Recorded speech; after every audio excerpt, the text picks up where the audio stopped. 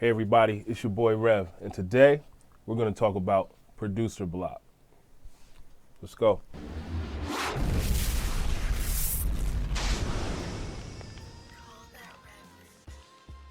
Hey, what's up everybody? It's your boy Rev. Check this out. I just wanted to reach out and hit everybody up who's on quarantine right now. I hope everybody's out there making great music. But I just ran into a situation myself, and I figured like it'd be a good time for me to share with all of you about producer block.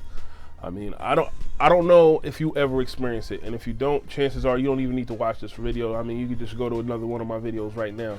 Just make sure that you subscribe before you go. But if you ever experienced producer block before, it can be like the most frustrating thing ever. And so I just wanted to take some time to talk to you about exactly how I get through it.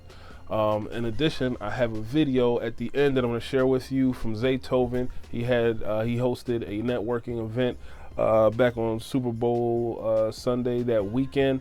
I was there and I took a couple clips, and there was one thing that he said specifically in regards to how he handles producer block, and it was kind of along the lines of what I do myself, so I thought that I'd share it with you guys as a treat at the end of the video. But check this out. Number one, how I handle producer block. All right, the first thing is to go sample surfing. And I am not the type of person who enjoys sample surfing. When I started producing, I never used a sample. Everything was keyboard sounds, playing myself, me playing the sounds myself. I really wasn't into sampling. Obviously, over time, I've kind of grown out of that, but I rarely actually start with a sample. But in the case that I'm having producer block, sometimes that's just exactly what I need. I go sample surfing. And so we have sounds.com, we have Splice, right? You've got your old CDs and records, you got Spotify for you to go through all the songs that you possibly could want to go through, so that you can come up with, an idea. And it's not that you need something to copy, but sometimes you just need a sample to inspire you. So sample surfing, number one for me. Number two, all right, is kind of close to the sample surfing. I go and listen to some music. So same thing, Spotify, old records, old CDs, just go back and listen. If you've still got CDs, go back and listen to your favorite CDs and see there might be something in there that inspired you to even be a producer. So I'll go back in there and I'll listen, and sometimes I'll hear, it'll be the simplest thing. It'll be a kick pattern or, a tom fill that will just give me the inspiration that I need to kind of break out of whatever block I'm going through. All right, so definitely try listening to some music. Because I produce music and lease music, and I'm trying to stay stay unique and true to myself. I avoid doing that as much as possible, right? I rarely listen to the radio just because I don't want to sound like somebody else. I'm still trying to make sure that I have my own sound and that what I'm putting out there is original.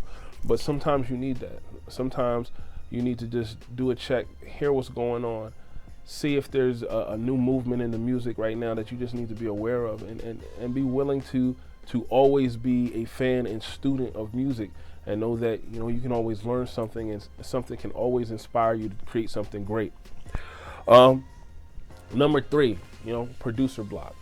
And this is more of an explanation than anything. Producer block for some people means they get in front of the boards, they get in front of the drum machine, and they just can't come up with anything. But sometimes producer block is really more of you just don't like what you're making. It's not that what you're not capable of making, it's just that whatever you're making, you just don't like it. And sometimes just because we don't like it doesn't mean that it's not good, doesn't mean that it's not what somebody is looking for. So, that's the other thing that you need to be aware of. Sometimes that producer block is really just you having heard so much of your current sound or where you are musically that you're not enthused by it anymore. And that does not mean that what you're creating is not good, that there's not a market for it, that your clients wouldn't enjoy or wouldn't want to purchase that beat. So, don't automatically just go and, file name it, new beat 222 because you think you're not coming back to it or it's not that great. No, definitely keep that, keep that and still be willing to share. I'm put out content, you know, I rarely put content up on my website. I probably haven't done that in a couple years. I'm more likely to put content here, and obviously if you're on my email list, then you're getting the new beats that I put out. But I'm rarely putting things on my website. And as far as the beats that I'm putting out, I'm not waiting for it to be the dopest beat. You know, I'm putting out my content, and you'd be surprised sometimes the beats that you're like, man, this joint is trash. And jokers be, you know, that'd be the ones that sell the most, right? Those be the ones that sell the most. So, I mean, have some confidence in yourself as a creator, and, you know, just be aware that sometimes producer block is not really producer block. It's really just you not liking what you're making. And sometimes that's just because of how much you've been making of yourself. You hear yourself the most, you know, and sometimes you can take yourself for granted. All right. And that kind of leads me to the last thing is, you know, just to produce through it. Like when you experience producer block, sometimes the answer is just to keep going. Like, you know what, this beat sounds trash, but I'm gonna keep going. I'm gonna put some layers on it. I'm going to switch the kick out. I'm going, you know, I'm gonna keep producing through it, because sometimes I'm not guaranteeing you that if you produce through it that you're gonna come up with some heat. No, you might produce through it and have like 30 layers of trash, but I can't tell you how many times I've done that, frustrated with the night, and then, I don't know, the next day, music is just going. You know what I'm saying? I'm able to produce, like, maybe I got all the trash out of my system. Or, you know, there's sometimes where I've done it and then it was trash, but 2 weeks later I come back and I stripped it down, and there's a portion of it that I ended up resampling and made some crazy heat with, and I'm like, man, am I glad that I sat down there that day and just kept pushing. All right, so sometimes producer block, it doesn't matter if you displeased, if you don't feel creative at the moment and things are just not going the way you want, just push through. Just keep pushing and keep making that music. You know, producer block for me, I would say in some small way, it happens to me almost every week. You know, maybe not for several days, you know, but this week it might be Wednesday, next week it might be Tuesday, you know, or it's just the time that I found right now. I set aside some time to do music, and now that I set the time aside and I got the time, I can't come up with anything that I like or that I'm enjoying or that I'm feeling, and I feel like I'm wasting time. Or you just get distracted. Just push through. Push through and keep making music. I want you to check this video out from this short, it's a 10-second clip from Zaytoven.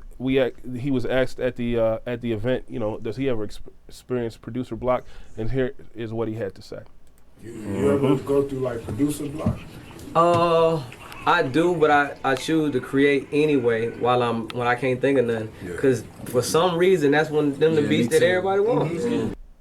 Well, there you have it. All right.